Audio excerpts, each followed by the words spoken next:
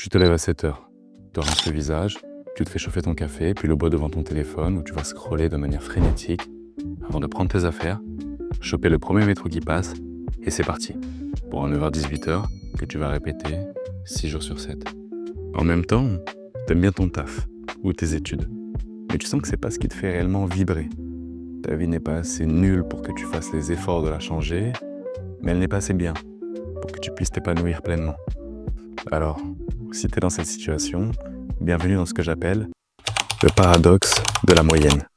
Post-Seconde Guerre mondiale, la société se tertiarise et les classes sociales évoluent. Il y a moins de personnes très pauvres et moins de personnes très riches.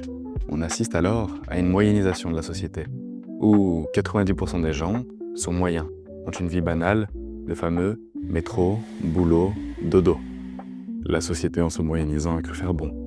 Moins de disparités, moins de caste sociale, moins de lutte de classe.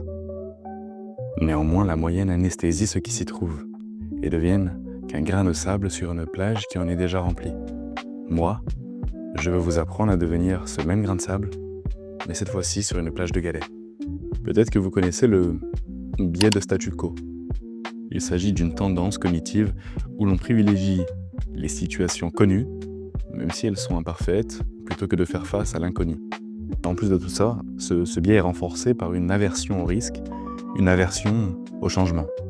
Et la solution pour en sortir n'est pas forcément de tout quitter, d'abandonner son poste, de quitter ses études, de les arrêter, mais selon moi, c'est de se mettre volontairement dans des situations inconfortables qui vont vous pousser au changement.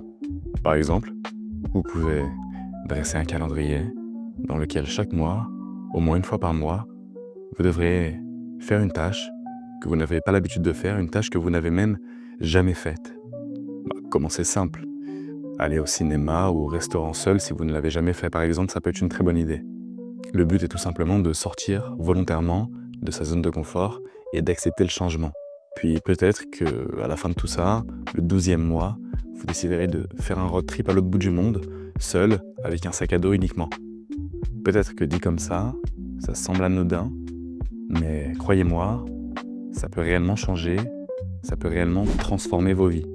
Le mouvement et le passage à l'action précèdent toujours un grand changement. Et retenez bien qu'une vie sans risque est une vie qui ne vaut pas la peine d'être vécue.